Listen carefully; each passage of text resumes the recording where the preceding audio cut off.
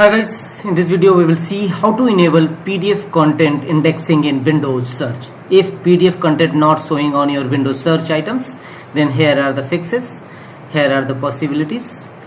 Right click on start button and choose settings, and here go to privacy and security. Thereafter go to right side and here scroll down and look for the settings, search settings. Click on it. Here scroll down and look for the option advanced search. Scroll down and at the bottom of the page you will find advanced indexing options. Click on it. A new window will open. Here from the top menu bar go to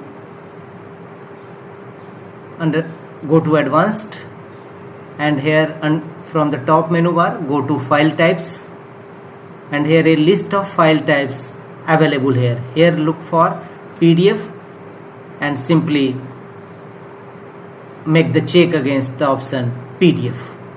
Simply go to P alphabet, look for PDF and make the check against this PDF to enable PDF indexing option.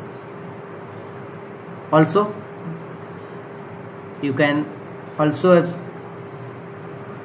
make the check against option index properties and file contents. How should this file be indexed?